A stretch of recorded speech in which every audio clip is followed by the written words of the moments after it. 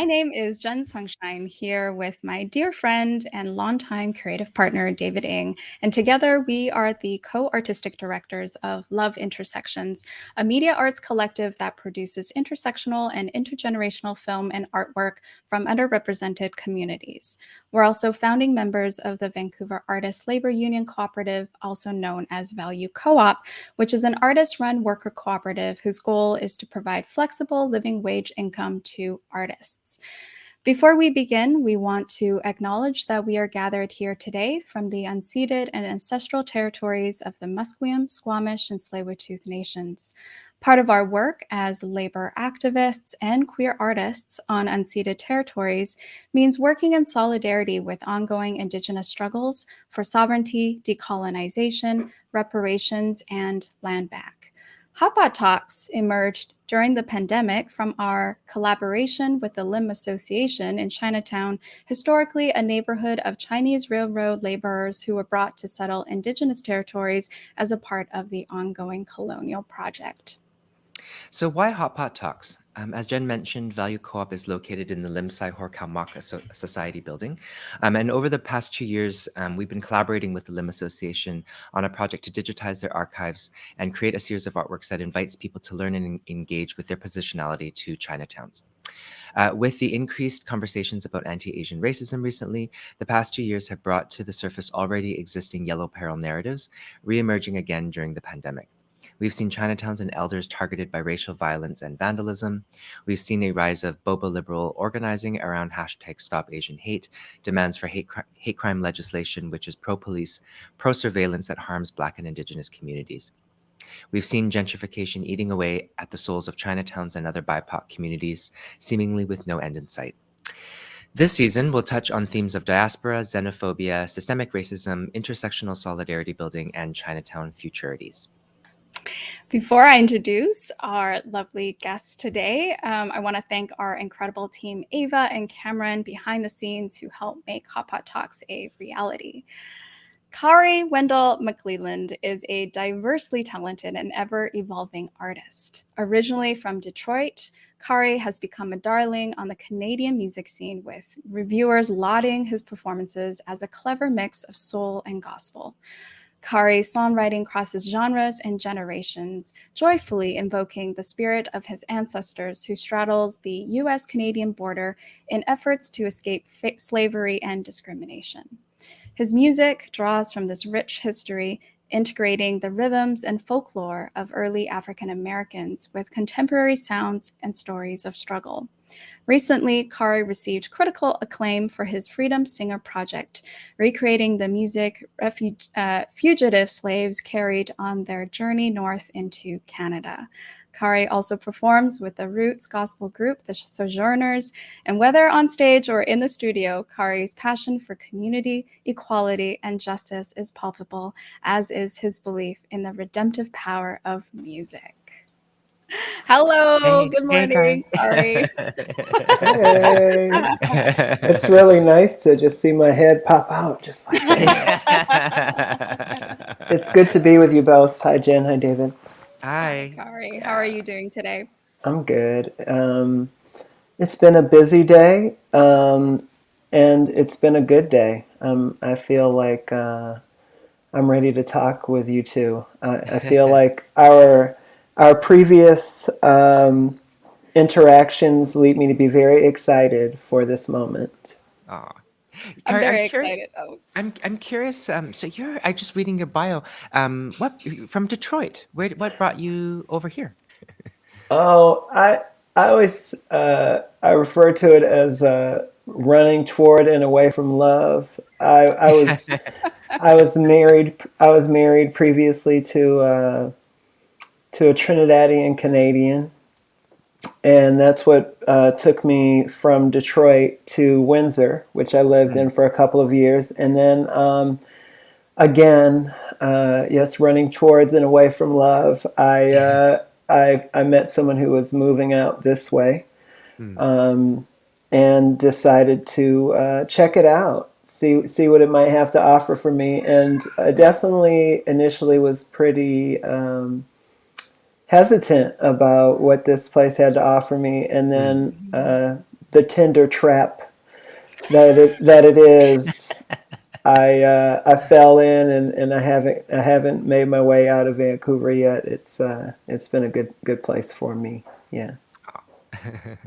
I love Cool. that, running towards and away from love. I feel like that has to be a lyric, a song lyric somewhere. I'm gonna take a note of that, Jen. I'm gonna see what I can do with that. Yeah.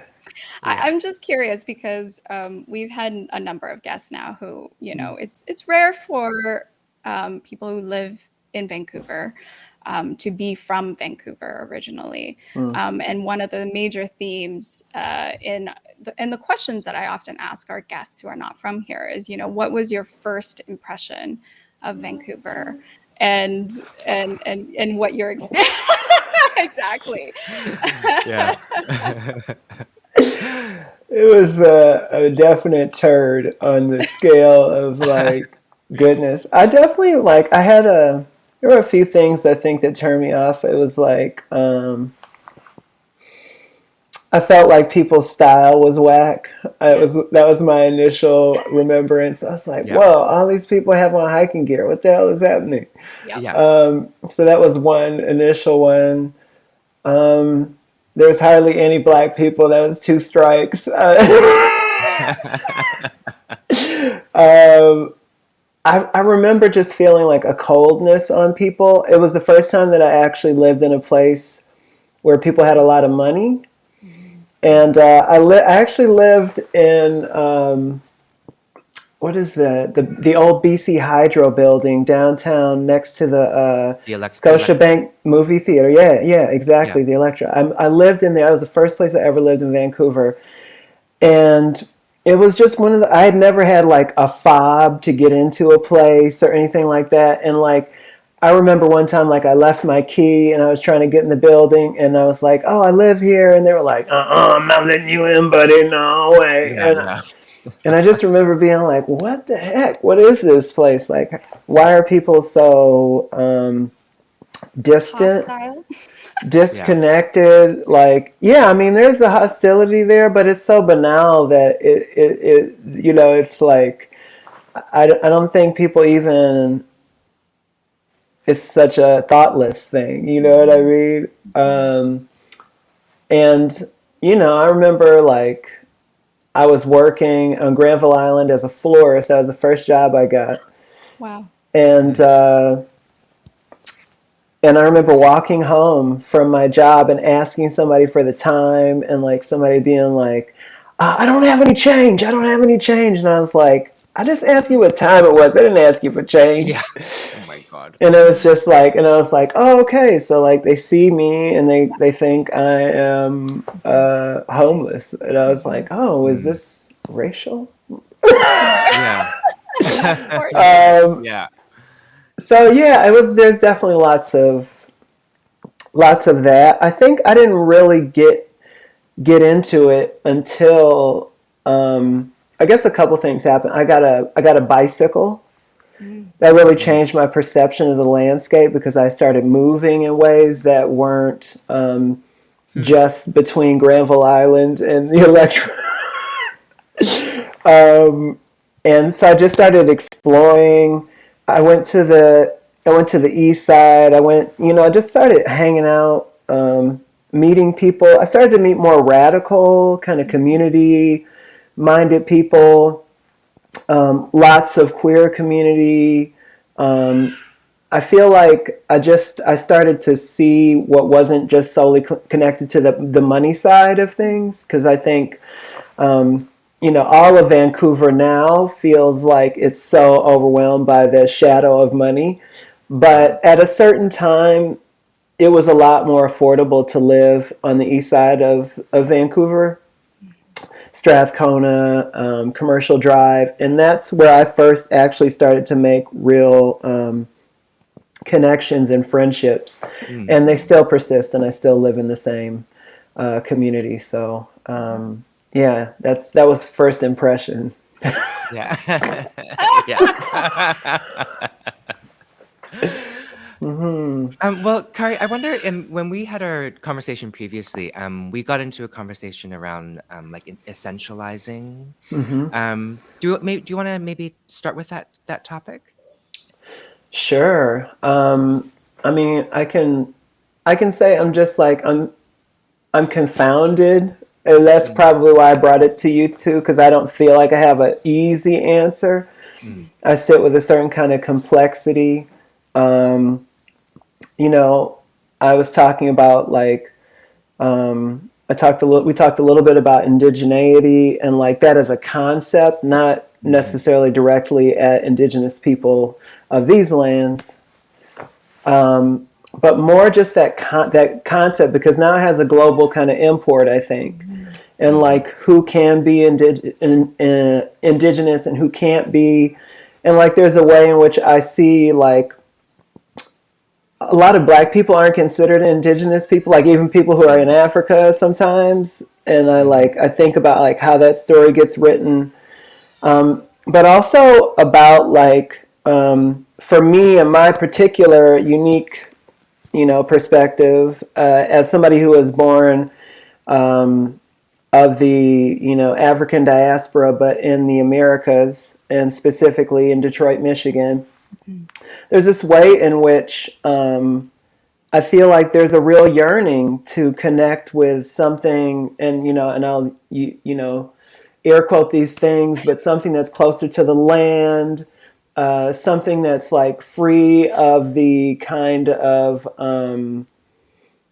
the complexities of like mercantile culture or warring, or and I think it's like weaving, and it's like living mm, off the land, and these kinds of ways of understanding as a general category Yeah. mm, that I think a lot of people are attempting to find a root or a mm, place where they can reconnect to that kind of way of being. And for me, I just found a lot of complexity, like complications around trying to do that, because of the mixed nature of my lineage, but also just realizing how it was like really essentializing people.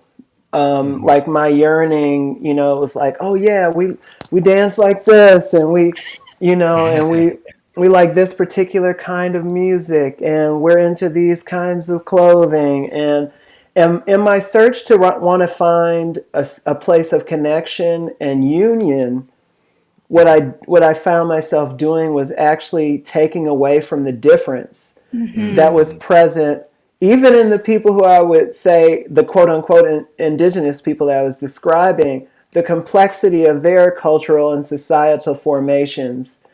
mm, That all of that became reduced. The way Yes. people looked, the kinds of art they produced, it all became, the food that they liked.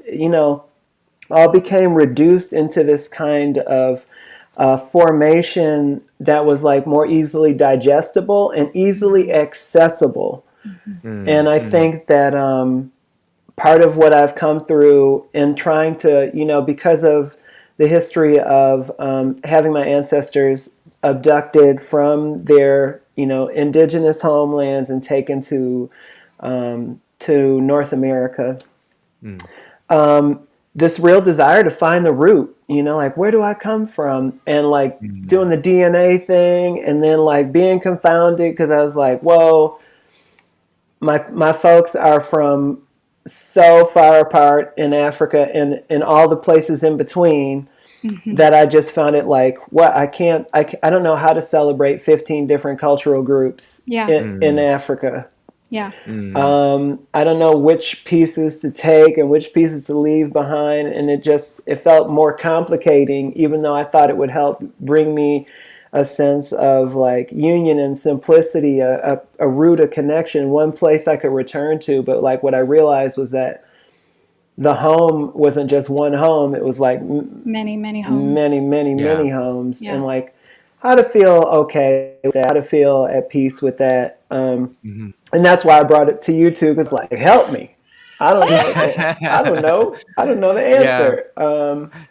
you Yeah, know? no, Yeah, I I've came across yeah. that in the, that internal kind of tension, because it, I see the ways in which like external forces try to ascribe a kind of like pan Asianness or a Mhm, pan Indianness or a pan like African Americanness, and there's this kind of like this force that forces you to limit to be narrowly confined within those limitations, those categories. And like for me, when I'm thinking through my homeland, my mother tongue, like my identities, it's not just it's informed by an island, Taiwan. It's mhm, informed by the city of Taipei, and the clashing of peoples and people's cultures between the Hakka, which I'm half Hakka, and then the Han mhm, side and the Chinese, like the mainland Chinese and Taiwanese side, the clashing there. But it's also the clashing there is what birthed my very being as well. So mhm, I don't know which direction I'm also supposed to go, and what speaks to me when I'm creating art and thinking about ideas. So mhm. I really resonate with what you say, around that kind of like tension, and where do you even seek out Yeah. the source, and is there even a source? Because we can reduce ourselves to our very percentages of DNA, but we're also so much more than just the percentages of DNA. Yeah, yeah. I also did a DNA test, and I'm very, very, very Chinese. I'm like You 99 got some point Indonesian, six. don't you? Well, so that's the interesting. I was going to bring that up. So my half of my grandmother's side is Chinese Indonesian. Mm, And they, so in the 60s and 70s, there was a dictatorship and there was a communist purge, and it was a genocide of Chinese people. So that sort of, so a large part of my family, I recently reconnected with them actually, because mm, when my grandma passed, we lost a lot of those connections. So I wrote a letter and so they added me on Facebook. And it's really interesting because like, a lot of their names, they changed it into Indonesian names so they could pass more and avoid Mm. persecution. But mm, I've also, when we were talking about it earlier, this essentializing, this idea of essentializing, and I'm also just thinking about like, when Jen and I have in our practice been exploring Chinese culture and being confronted with people who are like, hey, you're not doing it properly. Mhm. And so that sort of tension of, and it's internal within our own cultures that we police what is done properly or whatnot. mm, But yeah, it is a constant struggle. Like, do I have I think about my family in Indonesia and like, what practices can I pick up? Or, I grew up in a fundamentalist Christian home. So a lot of those practices were also considered pagan. And so a lot of even just like ancestral worship stuff we didn't do because it was just, not you're not mm, supposed to do that. You're just supposed to be It's Christian. witchy. It's too mhm, witchy, yeah. And so those, it's those sorts of like tensions of like, I didn't grow up with a lot of just really basic, ancestral veneration ceremonies, and I really am, I'm trying to learn them and adopt them, and you know, I don't know if I'm doing it right. And then at the same time, it's like, is there a right way to honor my ancestors, right? I'm just mhm. trying to figure out my own way. Yeah. Well, it's interesting that you say that, and then just behind me is a Cambodian spirit house, which is a Mm, space for Oh, ancestral veneration. It's like a mm, Buddhist yeah.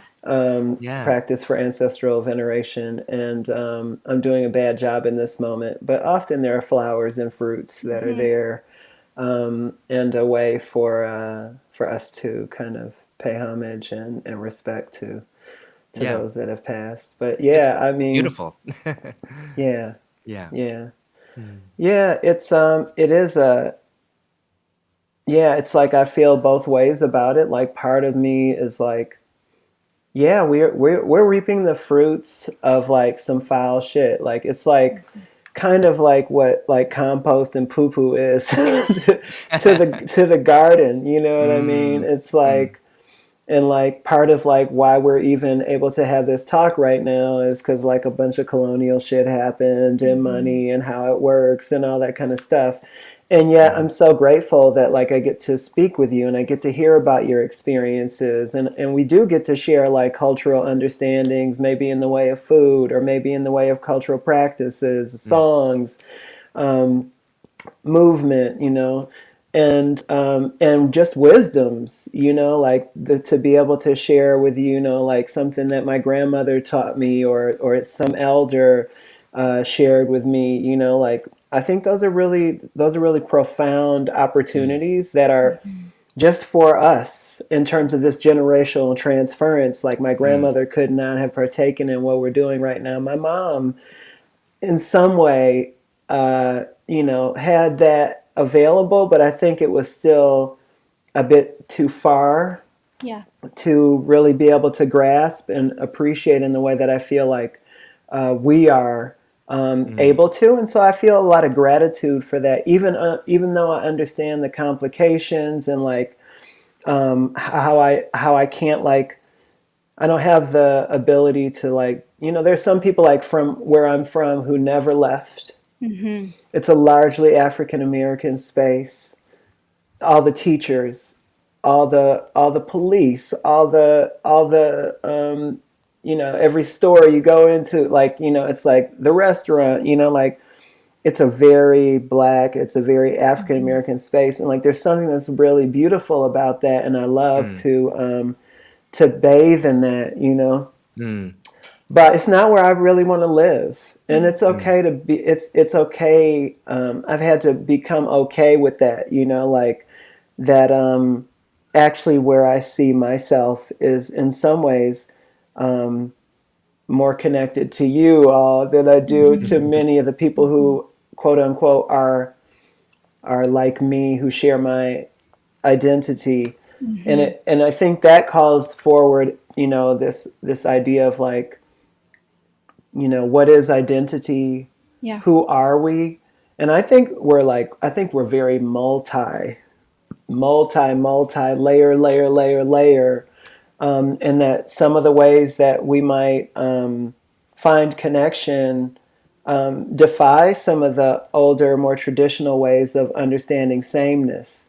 Yes. Um, mm, that mm, some of that might be intellectual. Like we might be like, yes, I vibe on those ideas that you're vibing on. Yes, the mhm, values that you carry. Yes, yes, I feel what you're talking about. Co-ops. mm. Yes, that's what's up. Hmm. Mm, Um, but also like music and the way it's moved around Hmm. the globe, and like like you're opening music. I was like, yeah, I was feeling it. I was feeling it over here. Well, And sorry, go go ahead, Khari. ahead. I was just going to ask. You touched on music, and in your pre-conversation, you were very humble and about your practice but you're an amazing, talented musician, Oh. and I'm curious about. Well, I can't say I'm not a musician. I did learn piano for like 12 years, but as someone that's not my primary practice, I'm curious. Can you tell us a little bit about your practice, how you write, or Mm-hmm. Well, I yeah, really like how you described it, Kari, last when we did the pre-interview, where you talked about the walking and it's the collaborative nature. So yeah. yeah. Mm-hmm. Mm, I mean, yeah, I think part of what we talk about too is like, I don't know if it's my primary practice right now, Hmm. mm, even. mhm, I think potentially it is, if we again put the quotes on what art is. mm, But I kind of like I've always been somewhat resistant to that, the capital A art, and like mm, Yeah. um, I understand its place. I love that it is there in the sphere, that it exists, and I just think there's like sometimes there's just like something so artful about the way people just move. Like I don't know if you remember that book that came out not too long ago with all the Chinese elders in their like outfits or whatever. I don't know if you saw that, but oh, like, Yeah. yes, but yes, like yeah, that's what I'm talking about. You know what I'm saying? Like, and often that kind of a thing is often the work of people who are. It's often feminized. mm, Hmm. So it's like, weaving is not high art often, right? Like, Yeah. the common um, artisanal practices of the everyday life Yeah.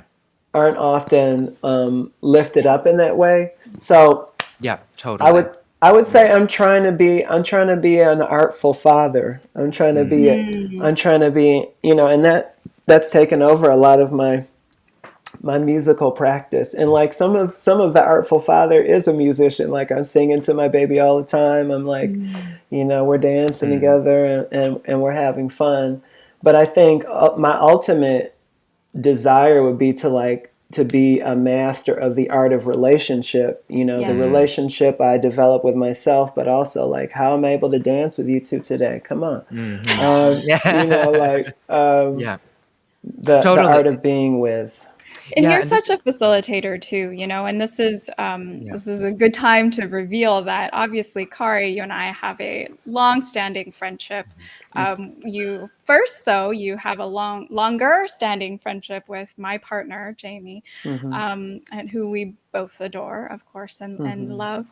Hmm. But it makes sense just from this conversation that we've had and from the years that I've known you that your focus on the difference and the tension and the quote unquote conflict is something that I think as facilitators we really are drawn to because of the productive nature that it can have in a group of people in a Hmm. space.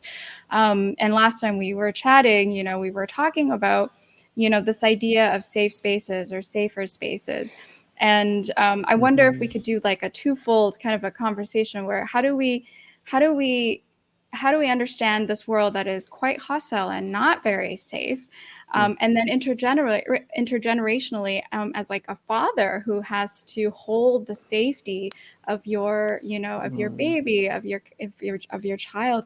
How do we navigate those two things simultaneously and impart Hmm. those Mhm. wisdoms? So I don't know what question I'm necessarily There's there's asking. a, there's a lot there. I feel like and I think the initial thing that I've been pondering, again, this is like a Mhm. question I bring to you too, is that difference between like what I work toward changing in the systemic Mhm. versus what I obsess over in my personal psychology. And like one of the things that I've been considering is like with, for instance, say police interactions, Mhm. Black people in Vancouver, police interactions. And like there's a way in which I can like really read, I can read tons of media, I can read, get on social media, and like a lot of my friends are doing beautiful radical change work. And there's a way, if I only focus on those ways of understanding my reality, Mhm. I'm full of anxiety. I leave the house and I'm like, oh, who's going to kill me? Mm. And like probably I've been like moving with this like idea of like what's the probabilistic outcome of Mm. a given situation. Like when I leave the house, is it actually what should I most be fearful of? And it's probably like a hamburger with cheese. You know what I'm saying? Like Or a car. or a car or a bus or something. Do you know what I'm saying? Like Yeah. but I don't worry about those things. And so I've been trying to just like wrap my head around like how to be with that difference or that tension between like the understanding of a systemic need for a particular kind of change and like Right. how much of my mind and like body do I give personally to twisting myself up around something like that. And Mhm. like I don't know that I have the answer or anything, but it's made me lean away from being on social media recently. It's made me lean away from ingesting a lot of kinds of news Yeah. and Mm. information. Yeah. And it's again, there's that tension because I don't want to like I'm not a blinders kind of person. Like I don't want to be blind to the realities that are present in my world and that are affecting so many people. Mm. And I also like, I need to have a space of joy. I need to have a space of celebration. I need to have a space for the possibility of a new world, Mhm. you know, that creative, you know, music. You know, part of, I think, why I haven't been very musically moved is partly because I've just been stressed the fuck out. Yeah. just been, Yeah. I just Yeah. been like, pandemic, the fall of democracy, climate change, racial reckoning, like just, Capitalism. you know, just Yeah. like all of the things, so much so that I'm like, ugh. And I Mm. feel myself like shrinking, but I also feel like the tightening in my chest. Like I feel the embodied response Mm. to ingesting so much of that, to the extent that then I end up like, I actually, I don't give my family the kind of focus that they deserve. Mm. You know, in this very primary way, or my friends or my community. You know, like Same. I don't make the time to Same. just be with my Yeah. people because I'm spending hours.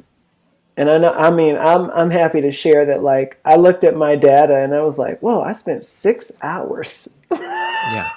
on social media. I was like, what the fuck? I didn't even realize it. Like, Yeah. it didn't Yeah. seem like it, but I was like, whoa, I actually, you know, 2 hours before I get up in the morning and actually do anything, I'm like reading, scrolling, boom, boom, boom. And I'm just like, whoa, like this is having a major effect on my mental, emotional, physical, spiritual self. Like Yeah. I need to kind of be conscious and Mm. cautious.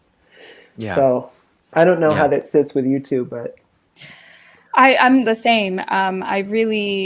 I think at the height of the pandemic really revealed a lot of the things that my body somatically was already going through. Living in like a racialized woman's body, I have this reoccurring nightmare of my home being broken into or by men, and also have this reoccurring nightmare of like being chased by dangerous men. And it's just all my life I've had this reoccurring kind of nightmare, this awful, kind of mind space, Mm. dreamscape. And the I think the pandemic really heightened that. So I too, shrunk myself within the like four-walled confines of my home. And I realized that it was shrinking the confines of my mind and my heart as well. And so I wasn't reaching out to people. I was only able to handle the like two people, tribe, for lack of a better word, that I'm a part of.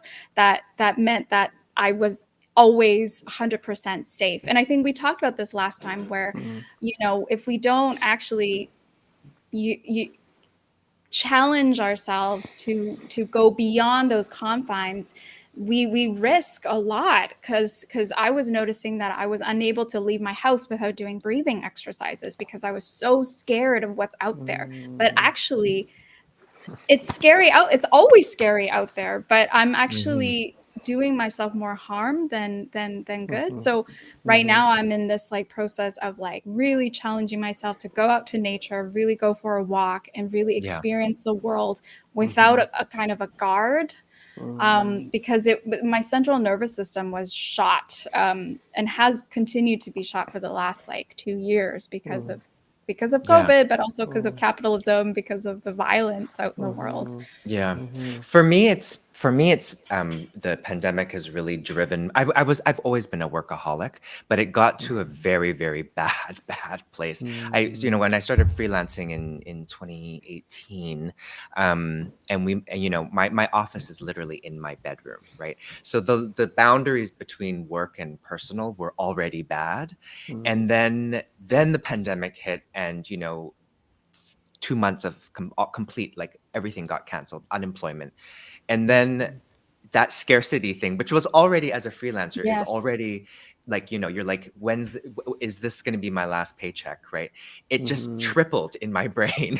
And yes. it just became this like, and just going back to the phone thing, I've had to, because I also have insomnia that's directly related to my workaholicism.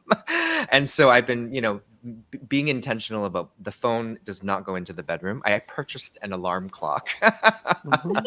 Phone does not go in the bedroom, and just making, because I'm just thinking, Jen, what you were mentioning also, like, I'm learning that this mental health thing is a little bit more of a long-term marathon rather than just fixed overnight, and that these types of like for me, the work will always be there. I mean, I had such bad habits. Like I was literally, I was at the gates of the Serengeti and checking my email because it was the last time I would have internet for 2 days. Terrible, terrible. Like we were on vacation. And so that sort of like, it's okay, they put the email away and rest. It's just, a big, And was a you're big, still up often at 4 or 5 in the morning working. I am, but it's off at 7, and then I don't respond. But I think what we're speaking of is like this is a physicality to it, and yes, there's an embodied nature to it. But I think there's something else happening simultaneously as this is also happening, which is as people and groups and communities are becoming more able to advocate for themselves, and that's often through vocalized through, let's say, social media or in a visible platform. There's an increasing need for self-representation and diversity, for lack of a better word, and it's becoming synonymous with, well, I require and necessitate a safety at all times. And we were talking about this last time in the sense that, I mean, for me, my biggest nightmare of facilitating a workshop is facilitating a workshop with people that think and do exactly like me, because there's no movement in that type of workshop. When I was in my 20s, it was like my biggest nightmare was sitting, because I grew up in, being involved with mostly like the feminist kind of organizing and politics. It was like my biggest nightmare was facilitating workshops with other feminists because we all just think the same and we all want the same type of like safety. It's, where I'm going with this too is like, David and I, we work around, we talk and think through a lot about like the racial politics of our work and how we organize and how we form relationships. And that sometimes I feel too can be such a hindrance to how we actually want to be together. And by that, I mean, it's like, I can't require a safe space all the time where racism doesn't happen or sexism doesn't happen, Right. It's always the city is inaccessible. So how can we demand 100% accessible space? Those are the questions that bother me. Yeah. Well, and it was also, I'm thinking about, we were introducing this when we opened talking about our relationship with the Lim Association too. And, these are like, 70, 80-year-old elders. Are we going to expect that same type of anti-oppression language from them, right? They have a very, very different experience of Chinatown. That's very different from our own. And so I'm just reflecting on the relationship that we've cultivated with them, and we wouldn't be able to do that work if we were demanded the same type of politic or whatever. I was thinking about, like, I mean, I think we might have talked a little bit about this, but about the socio-political cleaving and like how through this idea of wanting sameness, that we actually we further isolate ourselves. And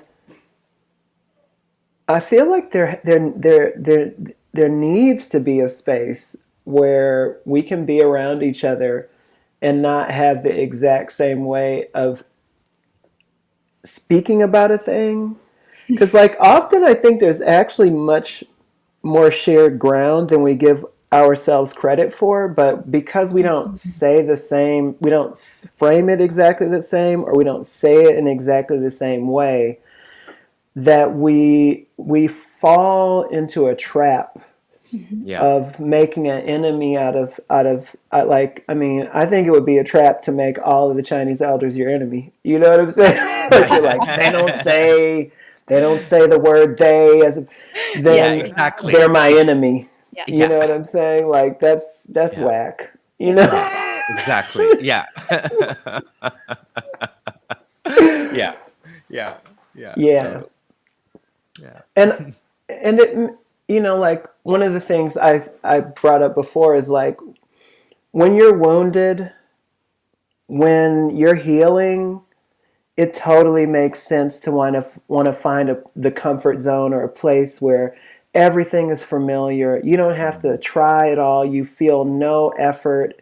It's just comfortable. And like that's Mhm. a place to when you have like blunt trauma, when you have like something that is really like fresh and you're wounded, that's the place to be, but if what you want to do is like grow yourself in any kind of way, you need to be able to meet discomfort, you need Yeah. to be able to meet pain, and you need to be able to know the difference between suffering and discomfort Mm. and pain and discomfort because or sorry, pain and suffering, because those are two different things. And like it didn't really didn't land on me until my partner was getting ready um, to have our baby, and we went to one of those courses, and this person was like, all the time when they show films and they show women who are giving birth, like what you see is suffering, and like what actually is happening is that it is the same as like an Olympic athlete who is exerting themselves in a way that makes them let out some kind of like, guttural, primal, you know, and that, and to like understand the difference, to be Mhm. able to understand like how you give birth to new life is to actually meet pain, Mhm. Mm. is to actually meet discomfort, but understanding that it's not suffering. Right. And like I've heard other people talk about how like suffering is what we do to ourselves in some cases. Mhm. But I also want to say like, as a human family, we have moved through incredible duress, Mm. and like there's a great strength and fortitude in us. Mm. And I say that at the same time as like not wanting to lose our sensitivity, or like I think like sensitivity allows us to be precise. It's like an Mhm. instrument, Mhm. like if I have a precise instrument that's very sensitive, it can really tell the nuance and subtlety of a thing. So I don't want to lose that, Yeah. but I also I fear in our effort to because of our sensitivity to like not Mm. want to be with what's uncomfortable or what is unsettling, Mhm. Yeah. that we as a generation, as movement, we are, and I think we're actually experiencing that in Yeah, I real think so. time. Yeah. Like I Mm. think the rise of the right and the fall and the demise of democratic norms, like some of that is Mm. like their strategic, their move, the movement of those people, but also just within inside ourselves. I think we've made enemies of each other in certain ways Yeah. that have actually limited our ability to access the shared power that we might have Mhm. together. Mm. And also just like again, that kind of like moving away from being present, um, to the hard work that it is to find compromise, to the Yeah. hard work that it Yeah. is to meet the other, and to understand that like, yeah, a whole lot of people think a different way than me, and Mhm. Right. like, and how can we still find, it's not like all the people who think differently than me are actively interested in killing me, Mhm. um, Yeah. which Mhm. that's a way that I think that's a trap also that can happen, right? Which is like that it's that direct. Like if you don't agree with me, then you're trying to kill me, and I'm Yeah. like I got to shut you down, I got to shut you out. And, again, like coming back to the Chinese elders, you know what I'm saying? Like if that was the attitude, it's like, oh, Yeah. these Chinese elders are trying to kill me. Yeah. Like you can see the absurdity of it, that's why Yeah. it's humorous. But I actually think it's more broad than that, like Yeah. it's kind of, I grew up also in a place with a lot of poverty. A lot of people were not highly educated.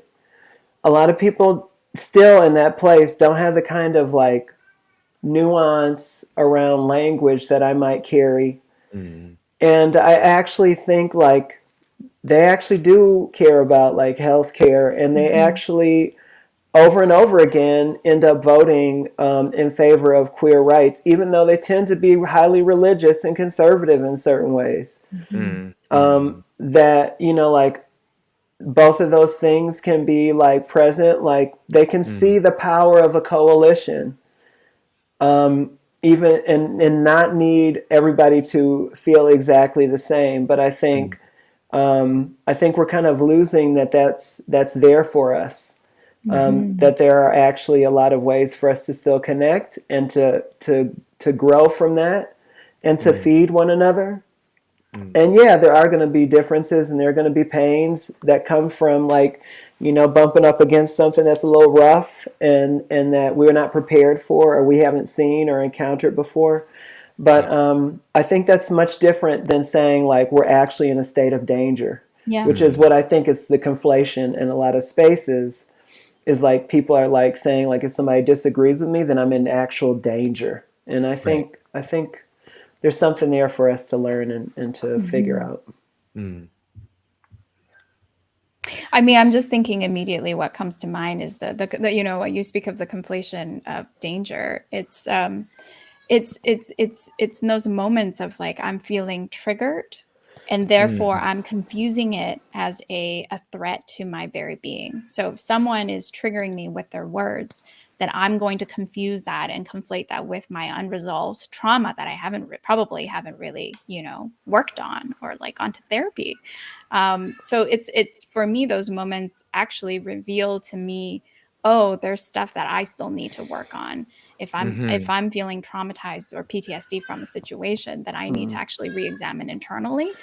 Mhm. But that is Eh, not something that is common for people's reactions, because the immediate, Yeah. I think the reaction is to like externalize that and be like on the defense, be like, no, you get mhm, away from me, mhm. Yeah. versus, oh, what am I actually doing? And Right. that and Mm. that's like just like science. That's like the Mhm. amygdala.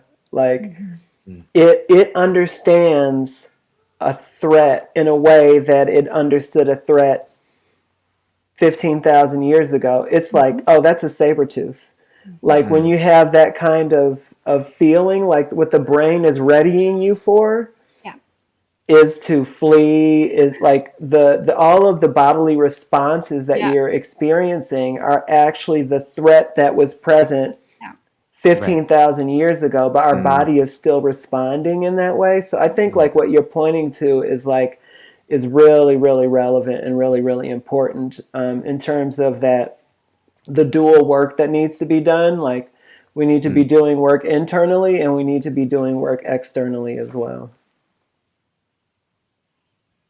So I'm curious how you parent, because this is a topic that I have a fascination around, and only so much because I because, and I've said this a number of times on Hot Pot Talks, that I have no interest in having children of Mm-hmm, my own, but I have mm-hmm, a tremendous investment and interest in raising children mm-hmm. in the Mm. like in the villages that I'm part of, and You in the shouldn't have communities said that I'm part that, because I'll be on your door. I'll be like, okay, Honey Rose, here's Auntie Jen, and she wants to hang out with you. I want to be the goth auntie. I want to be the very goth parent to so Yes, many yes, of my community. Yes. yes. I mean, I'm to this point about parenting and like the importance of it. I think, there's very few roles that are as important, that are as humbling. Um, I understand myself to be like a co-parent, but in some ways, like not even just with my primary partner, but like kind of with the village of like friends and family and community, and um like I really love the perspective that, you know, the kind of caregivers that are in Honey's life bring to her that are not Mm. represented in me. Like I love that I get to bring my, you know, my Detroit perspective to her, you know. Mm. But I grew up in a lot harder way than most of the people around me, and by that I mean I was like violence was very present around me, and the consequences of a misstep were very dire, could be very dire.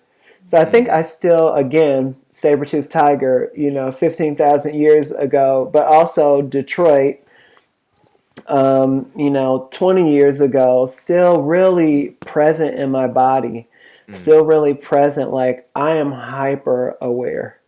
I'm so alert to potential threats. Like I can presage some stuff about, like I can be in a park, everybody will be having fun, hanging out, and I'll notice that one person in the park way over there who looks like they're about to start some shit, and I will be like, I see that person over there. Let's leave the park now. Yeah. Nobody else, everybody's having fun. They're like, what the hell's wrong with you? I'm like, that person's about to act like a fool, and I know it, and it's about to come this way. Mm. And like that has been proven to me over again that I can presage those moments, but also I'm sure I get it wrong. Yeah. Right. And as a result, I also cut off myself and some of the people that are with me Mm. off from connection, from Mhm. fun, from engagement. And like, so it's like, I do think that there's a power and there's a wisdom to this skill that that I have cultivated for myself. I think it's part of what makes me a great facilitator. I can Mm. really read bodies, Mhm. body language and facial expressions Mm. in a very nuanced way that I think, you know, that amygdala is like, oh, what's going on? Huh? You know, um, and I think that there's a way that I suffer because of it. Mhm. Mm. I carry a kind of suffering with me, as you know. I often use the phrase, "It's made me a strong swimmer." You Mm. know, the anchor or the thing that's waiting, that's the weight that I carry, that backpack. We all have one of those backpacks that Yes. encompass all our experiences, the traumas, the joys, all of the things. But it's a bit of a backpack that you're carrying around, Mm. and like I'm pretty sure that mine has made me a strong swimmer. You know, I've had to Mhm. move through a Mm. lot of things, and I'm grateful for it. And I'm also, you know, I'm hobbled and Yeah. humbled Yeah. because of it. You know, David's is a handbag, Mine's not a a backpack. handbag, yes. Thank you, Jen. I That's know, I true. know. I just had to read you a bit. It's not I terrible. love I was it. actually I love it. envisioning the look of my It wouldn't be a backpack. backpack. I It would love be a it. handbag. It's a handbag. I love it. A Kari, That's big what are great. you handbag. a big handbag. Kari, what are you working on? I am getting ready to publish a book that contains Oh. an essay and a play. The play is Freedom Singer, as well as a conversation. Mm. I share this book with another writer, dramaturge, playwright, all around amazing human, Andrew Kushner, um, who wrote Small Acts, which is a play that actually looks at the intersection of like queer Jamaicans in Canada, Mm. um, and meeting the gaze of white queer folks, Mm. and the dynamic around, you know, violence and Jamaicans, and it really twists, it turns itself inside out, and like Oh. where you think you're going to look and who's going to be scrutinized really shifts. It's Mm. beautiful work, and Andrew is a beautiful thinker. Andrew is currently doing lots of really great work around supporting the queer community in Ukraine because he is Ukrainian. Mm. Um, so that's happening. That's on Talon.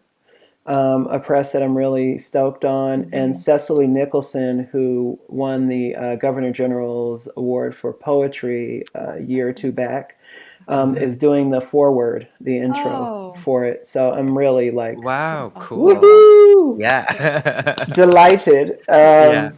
And then I'm working on a play still. And it's premised around the intersection of Black and Indigenous communities in Canada for the last Mm. 200 years or so. Um, I am doing tons of facilitation work, and will actually be going to Cape Town, South Africa, to work Oh, with 100 young people who have been chosen to Wow. receive support for their social innovation ideas in perpetuity, like throughout their lives. They will Wow. have mm. educational, mentorship, financial, startup, and they're from all over the globe and from all kinds of circumstances, but they all have really great social innovation ideas. And Cool. it's interesting because it's supported by one of those built tech billionaires. It's Eric Schmidt, the former CEO of Google. Mm. And so it's kind of interesting because I've almost exclusively tended to work with young people who are in the margins. Mm. And so it's very interesting to juxtapose that with young people who are made, Right. in a way. And what is their social responsibility, but also like the places that they come from. And Yeah. like, it'd be very easy for them all to like move to like Silicon Valley or something and just get on that, like, yeah, we're going to make a lot of, because they're being exposed to a lot of things. And I'm worried about brain drain. Yeah. Yeah. Like, do these people then leave like, they're the brilliant future for their communities, and do Yeah. they leave their Yeah. villages? Because like some of these people are from like really small places without much access to Mm. resource. And so like what it means for a community like that to lose a young person like this Yeah. is really significant. So yeah, I mean, I see my role as part of a team, Partners for Youth Empowerment, to be really a grounding force, to help them to think about what they're responsible for and who they're accountable to, Yeah. and Yeah. what kind of porosity do they want to have around all the things that they're going to encounter. Like, what are they actively wanting to engage with? What are they kind of like, okay, I'll look at this, and then what are they actually like, no, I don't want this, like, and really trying to empower them to feel Mm. okay with being aware of their internal grounding, so that they can make those kinds of choices for themselves in a good way. Yeah. That's my hope. So those are a few things that are going on for me right now. Cool. That's so exciting. I'm going to Cape Town on Sunday. Really? Yeah. How long for? For 7 weeks. Oh wow, I'll be there I won't get there until mid-July, so we may Oh, miss each other. You'll miss yeah, each yeah, July yeah. 6th, I think Oh, I arrive. I get back June 5th. Oh yeah. Dang, I wish Darn. we could have hung out there. That would have been so awesome. Yeah, What are you doing there? so I lived there for 3 years. I did my master's degree at the University of Cape Town. So it's been I just visit. Honestly, it's supposed to be a school trip, but I couldn't get my act together to get my ethics in line. So Yeah, I'm just going to be working and visiting friends and whatnot. beautiful. But yeah. Oh, that's great.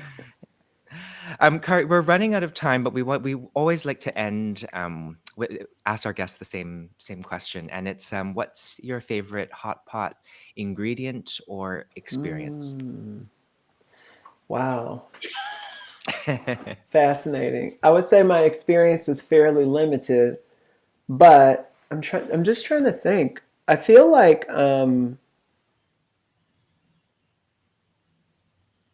it's probably egg.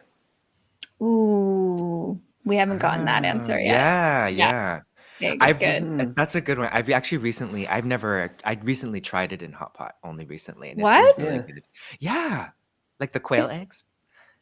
It could be just a chicken egg, just any egg. Oh, I've Yeah. never. Yeah, so Yeah, something new. usually, like, you just pop it in at the very end. Yeah. I don't know. Yeah, Oh, and then cool, it cool, kind of, cool. like, cooks it a little Yeah, bit, yeah, and then yeah, it's a yeah. little bit, Creamy. Ah, creamy, cool, and then it's, like, cool. all over your it's kinda like, putting a raw egg on ramen Right, that right, right, right. the Japanese do. Yeah, Yeah. cool. Yum. Well, thank you so much, Kari. It was so nice to have Thank you on Hot Pot you. Talks. What an Don't go honor. anywhere. Okay. Don't go anywhere. Yeah. Great. Well, we'll see you on the next episode. Thanks, everyone. Bye.